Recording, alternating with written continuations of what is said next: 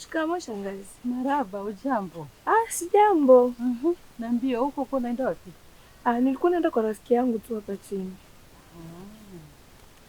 Shangazi, leo jioni nilikuwa napanga nije kukuona. Ni heri hivi tumekutana. Kitu cha kwanza shangazi, nashukuru sana kwa kuwa amenipambania. Ulitaka nipate kitu ambacho moyo wangu unapenda. Na kia pili sasa shangazi, ni kuhusu Mateso. Nimekaa na kufikiria. Changamoto anazopitia Mateso ni nyingi sana. Na kichwa chake hakiko sawa kwa sasa. Kwa nini nisimwache akae na maisha yake? Kwa nini nisimwache akae apambane na yale anayoyapitia? Shangazi, mimi naomba huyo muda ambao unatumia kunipambania mimi niwe na Mateso, tumia huyo muda kumpambania Mateso mwanao awe sawa. Tumia huyo muda kumpambania Mateso mke wake aweze kupona. Sasa hivi Mateso jina lake limevaa uhalisia.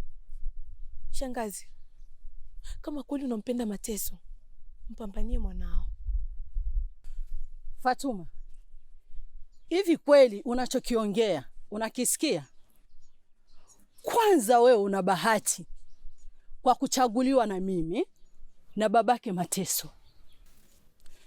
Kuna wengine wako wanapambania kusema wapate nafasi kama hiyo, wanaikosa. Ila wewe unakuja kuniletea ujinga kama huo. Fatuma, jirudi kwenye maneno umeniambia.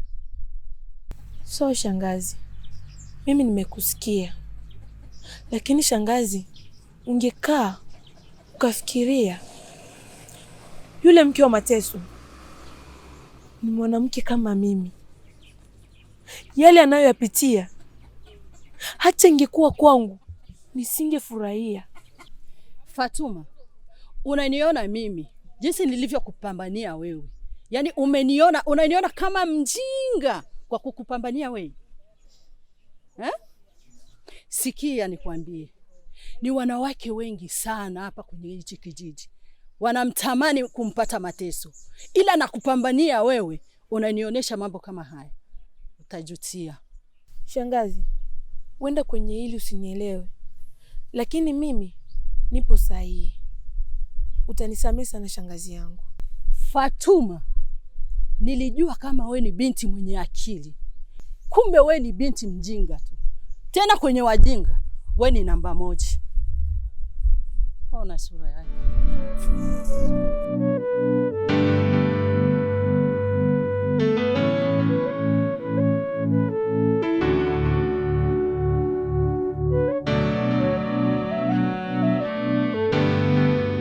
Mola unisaidie, ninateseka sana inayoyapitia.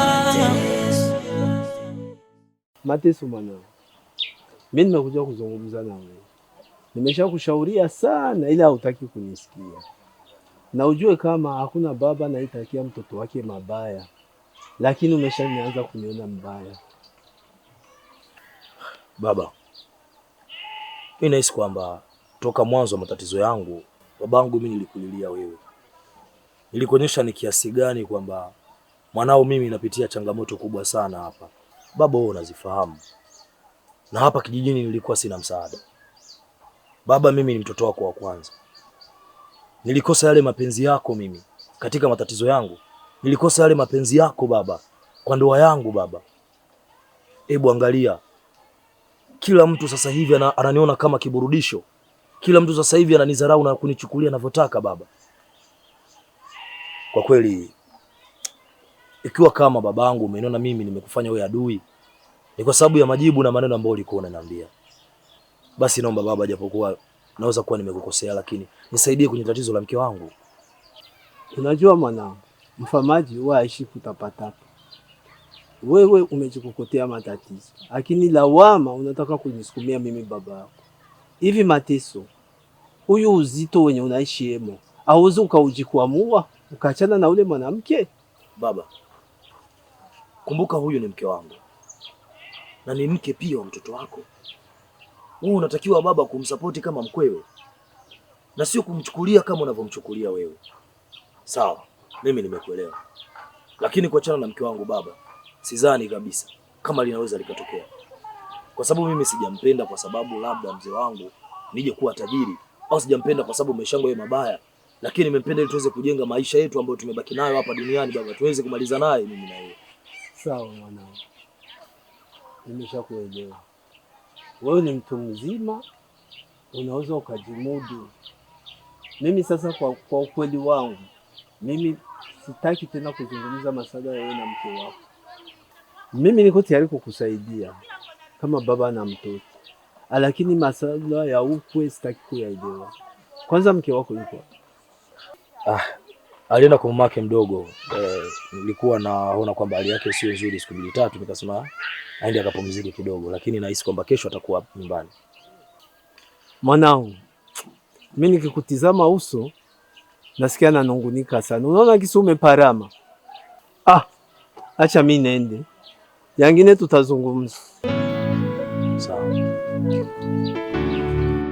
Mola unisaidie, ninateseka sana ninayoyapitia, naonekana sifai, mjinga, sina maana. Hivi kwa nini haya mateso?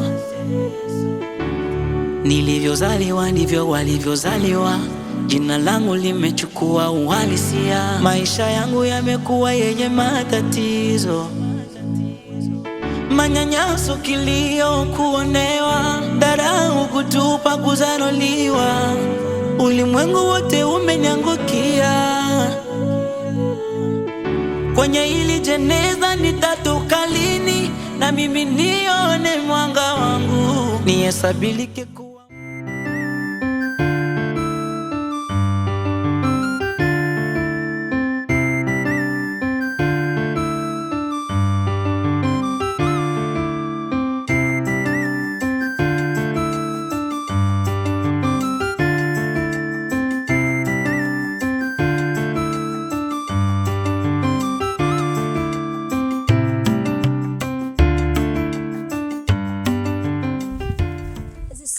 Salama. Uko sawa? Mimi niko sawa, sijui wewe mwenzangu. Mimi niko sawa na mimi. Nafurahi kusikia.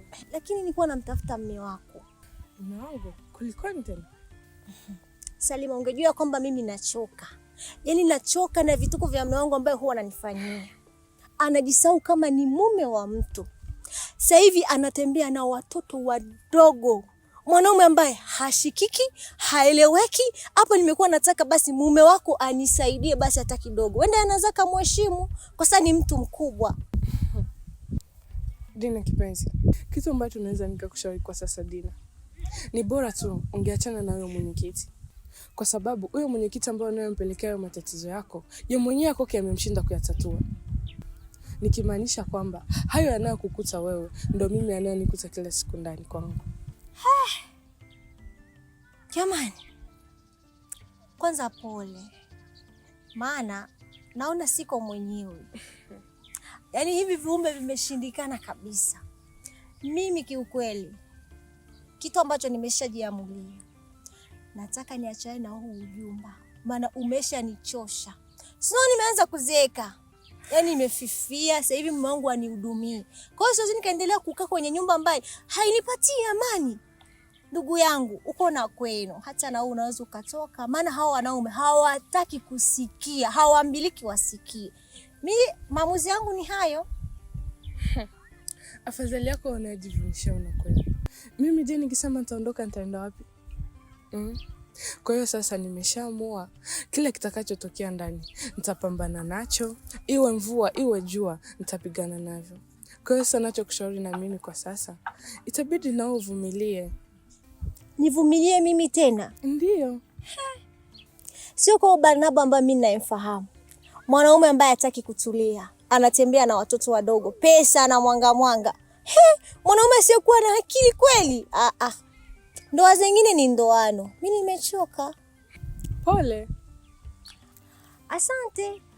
Kwa hivyo umeniambia kama mume wako hayupo, basi mimi naenda nyumbani. Haya, tunaweza tukashirikiana njia, maana nimekuwa naenda kwa Yusufu.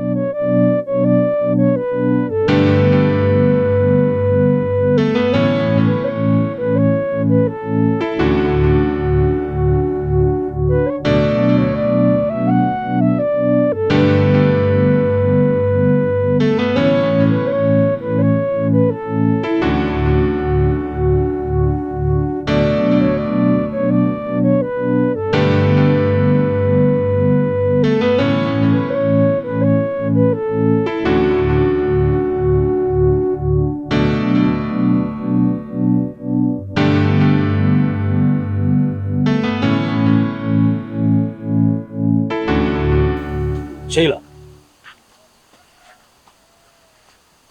hivyo umeshindwa kuniona? Umeanza tena mambo yako. Haya nini? Hapa wapi? Si hata kule kuna mlango, hadi nipitie hapo. Sasa hizi. Nzuri.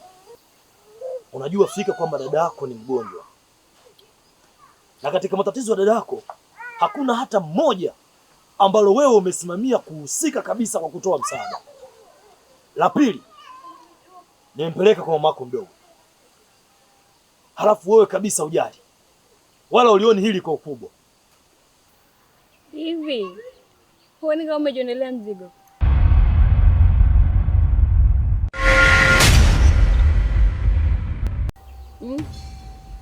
Yaani hufurahi? Congratulations shemeji yangu. Wewe Sheila, ngoja nikwambie kitu kimoja. Nilikuwa nimesha kutahadharisha ya kwamba endapo ukiendelea na haya, hapa nyumbani kwangu nitakutimua. Sasa hii ni last on. Ukiendelea, kuna siku utakuta mizigo yako ipo nje. Na kimoja, utaishi hapa sasa kwa sheria. Utakuwa ukipika chakula na unampelekea dada yako nyumbani kwenu. Mimi nipike chakula nimpelekee mkeo? Guys, utapika mwenyewe. Kama huwezi, muache afe na njaa. Sheila, afu najua wewe kuna siku nitakuja nikufumue, nikupike ili uweze kuona uso wangu wa pili. Sasa kama nilivyosema, taratibu zangu ni zile zile na unatakiwa kuziheshimu. Utafanya nilichokuambia. Na sio tu hicho, na hapa nyumbani kwangu kutoka ni kwa mpango. Kuna muda uruhusiwi kutoka hapa. Nice, umenielewa? Utanipika. Jaribu kwa unaweza. Mwenyewe una pesa maskini. Stupid.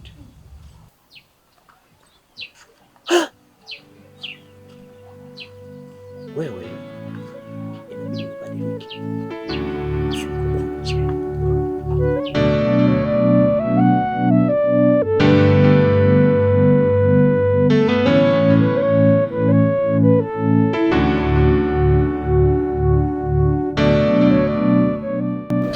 Fatuma,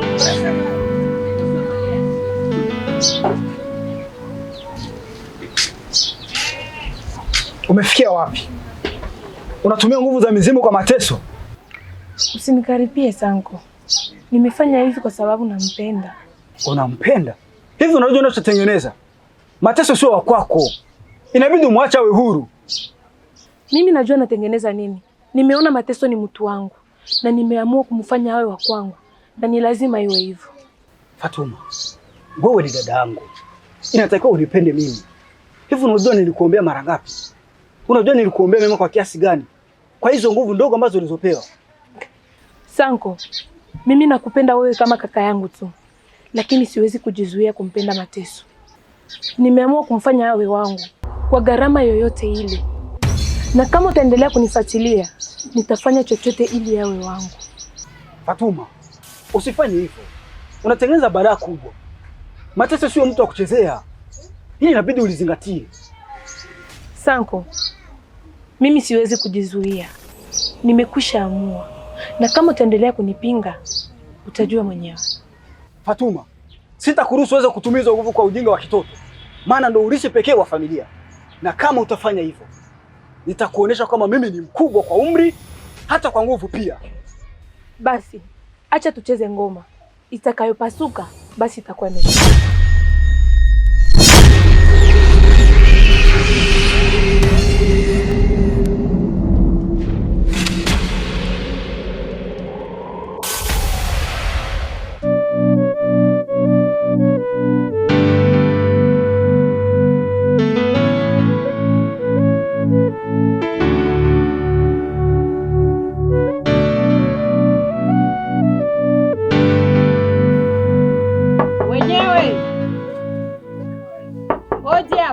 Karibu.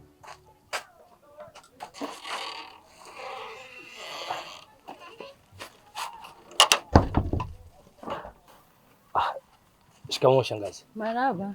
Ujambo? Sijambo. Mkeo yuko wapi? Nimemkuta.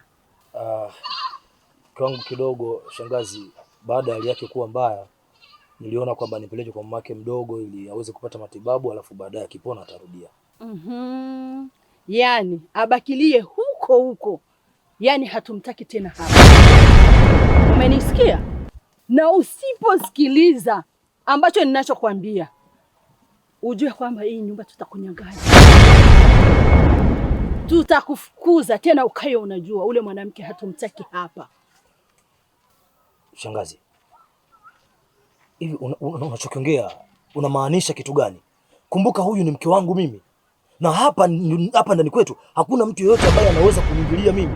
Ndio nimesema mimi na baba yako tumeshachukua maamuzi, ule mwanamke hastahili tena kurudi hapa, na usipokuwa makini utajutia nafsi yako. Shangazi,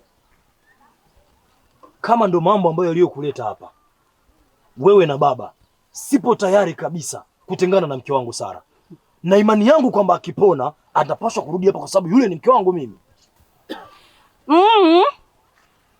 Ni mke wako sawa, tutajua nani aliyetangulia kuona jua, na hii nyumba tutakunyang'anya. Shangazi, uhalisia wenu unaanza kunonesha fika kwamba kuna kitu ambacho mnachonificha wewe na baba. Maana toka mke wangu aumwe, magonjwa yake yanazidi kabisa kunichanganya. Hivi shangazi, mkiniangalia mimi, mangapi ambayo mmeninyima? Haki gani ambayo baba mimi ameshanipa kama mwanae? Hakuna. Lakini tena hata kidogo changu hichi shangazi, mnataka tena mje mnisumbue. Lakini shangazi, naomba ni mniache na amani. Nimtuzishe mke wangu apone. Labda niishi naye kwa furaha na amani. Nikwambie kitu, na bado yangali atakukuta na utapata cha mtema kuni. E Mola unisaidie, ninateseka sana ninayoyapitia, naonekana sifai, mjinga, sina maana. Hivi kwa nini haya mateso? Nilivyozaliwa ndivyo walivyozaliwa, jina langu limechukua uhalisia. Maisha yangu yamekuwa yenye matatizo, manyanyaso, kilio, kuonewa, dharau, kutupa, kuzaroliwa.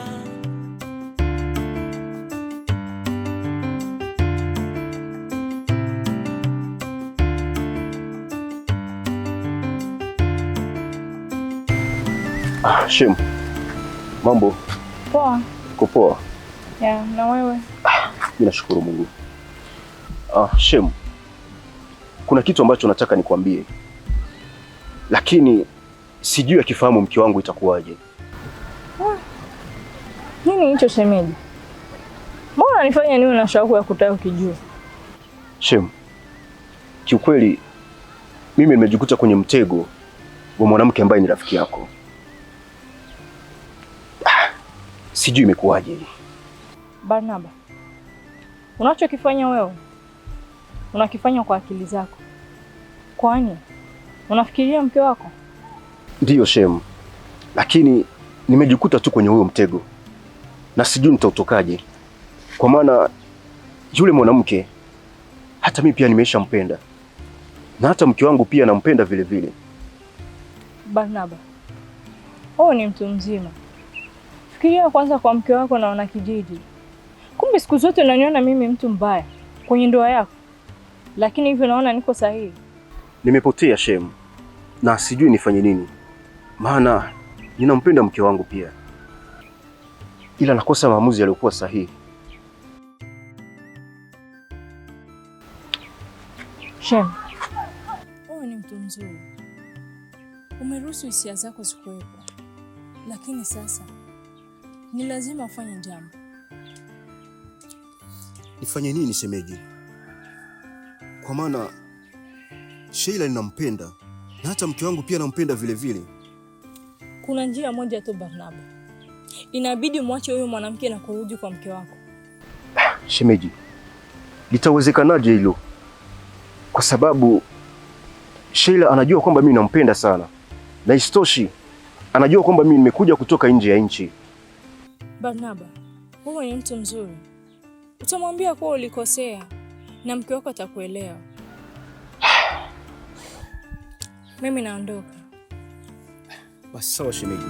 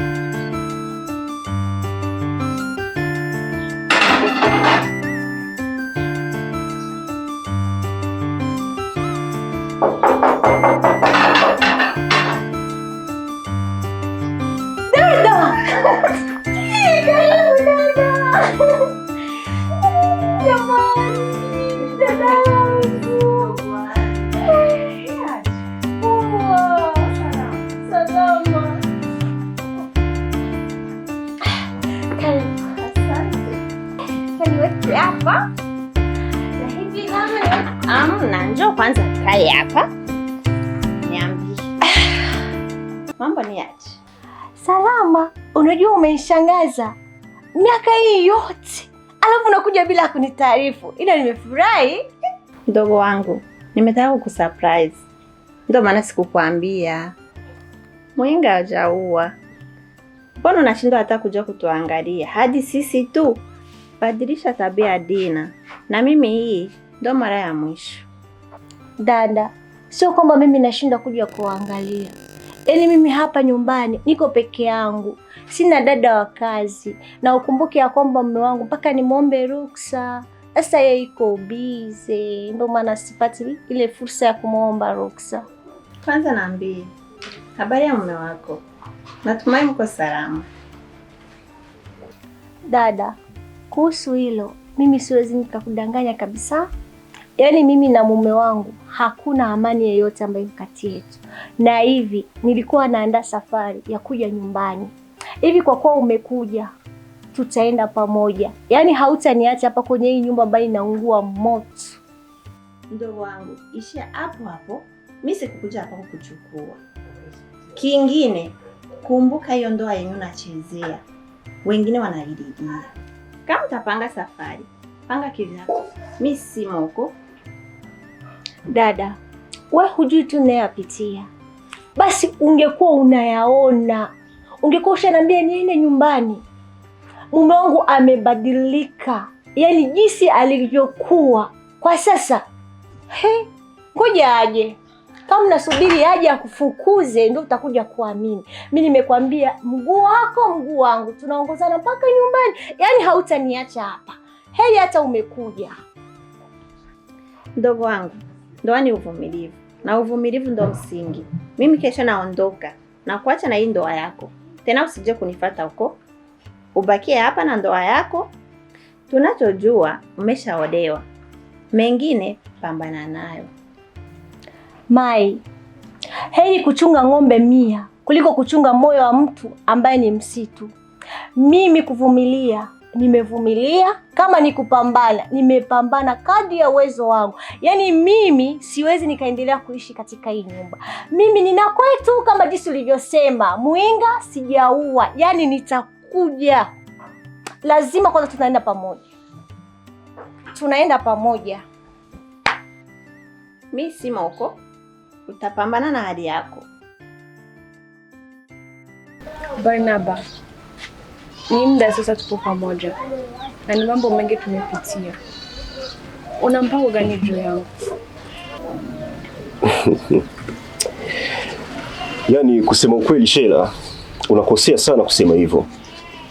Kwa maana ungetambua nafasi ulionao ndani ya moyo wangu, usinge kabisa kuongea hivyo. Wewe ni kama mke kwangu. Japo tu unafahamu shida iliyopo. Unamaanisha upo tayari kwa lolote litakayotokea juu yangu? Sio kwa sauti hiyo Shela. Mimi nipo tayari kufanya chochote kwa ajili yako. Barnaba, nataka nikwambie kitu. Mimi ni mjamzito.